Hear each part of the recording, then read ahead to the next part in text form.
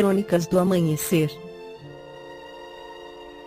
Por Feijão, Centro Espírita Allan Kardec de Balneário Gaivota, 15 de junho de 2020. Tudo aponta para uma crise, diz Bolsonaro ao citar reportagens sobre decisões do Judiciário a respeito do governo e aliados. Parte 2. O presidente Jair Bolsonaro publicou em uma rede social, neste sábado 30, comentários sobre diversas reportagens publicadas nos principais jornais do país a respeito de decisões do Judiciário em relação ao governo e seus aliados.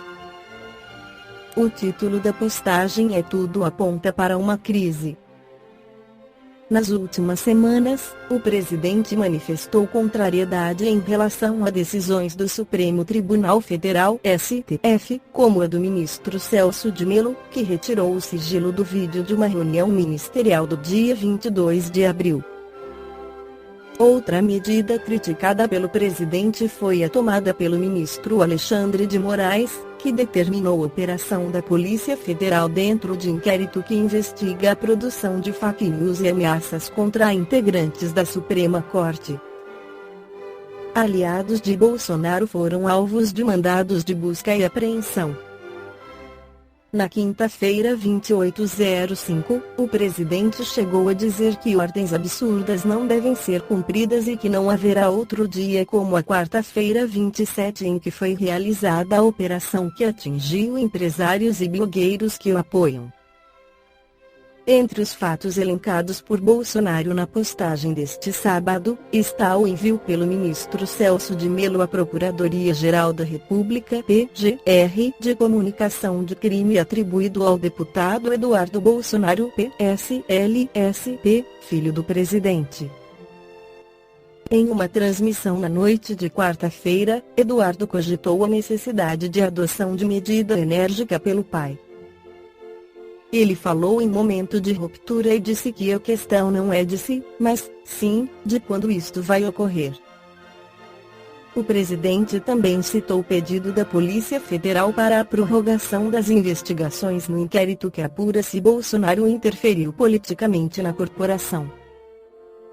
A suposta ingerência, denunciada pelo ex-ministro Sergio Moro, motivou a saída do ex-juiz do governo.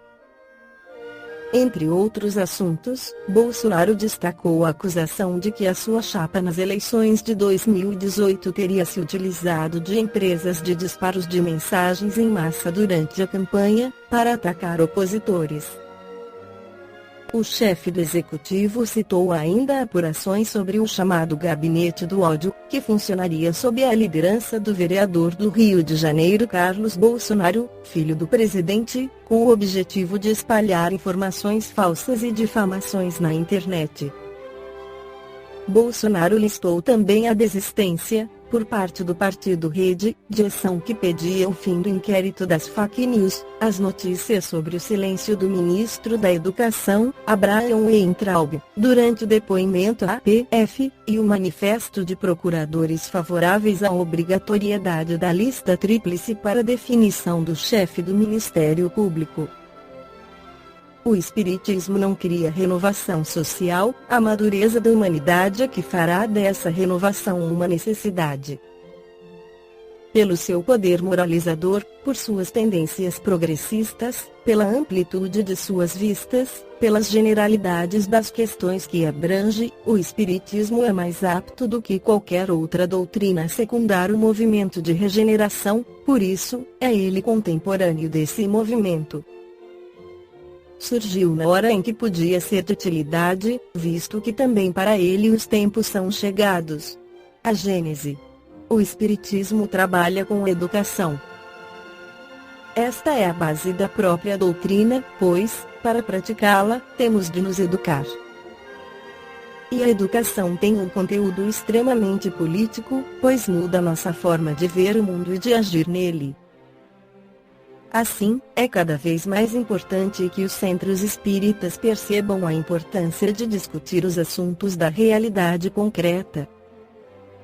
não estaremos fazendo política no aspecto partidário, mas sim auxiliando na conscientização dos espíritas sobre como entender a sociedade e agir nela de uma forma crítica e consciente.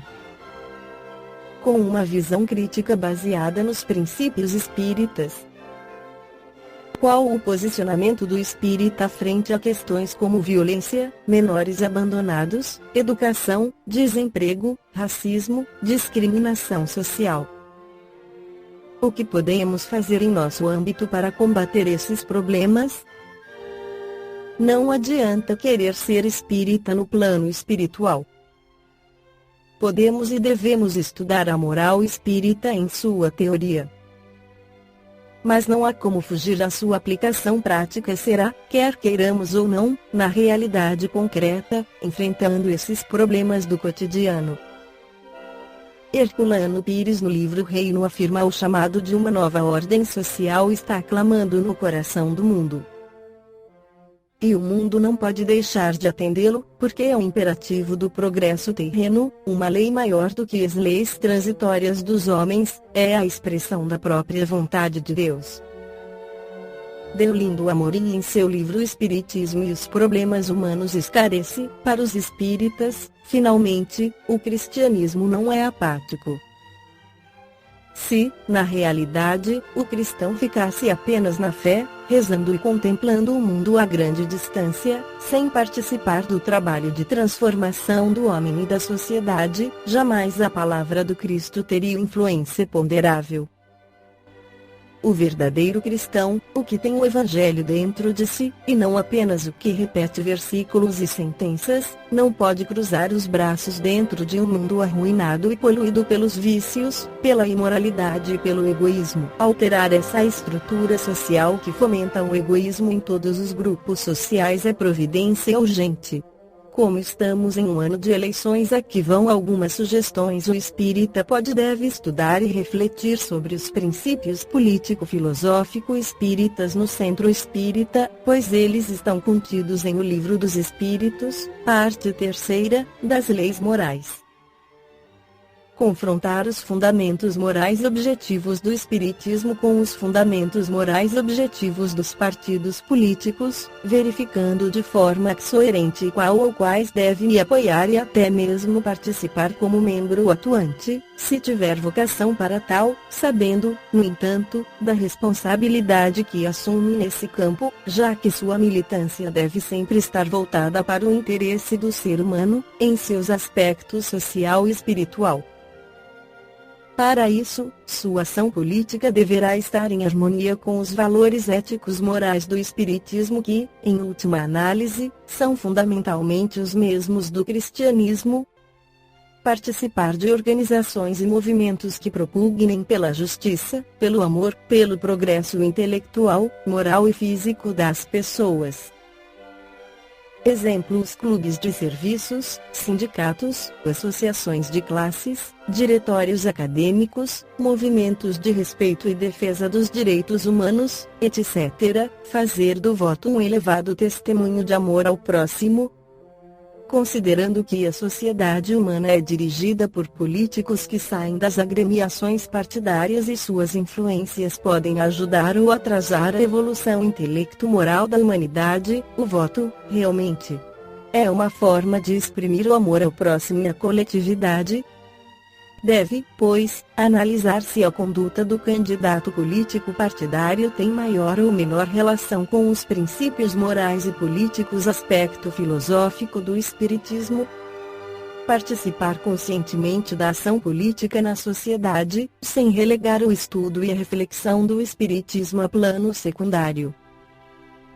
Pelo contrário, o estudo e a reflexão dos temas espíritas deverão levá-lo à permanente participação, objetivando a aplicação concreta do amor e da justiça ao ser humano, seja individual ou coletivamente. Esta foi a crônica do amanhecer de 15 de junho de 2020. Por Feijão Centro Espírita Allan Kardec de Balneário Gaivota. Que a paz esteja com todos.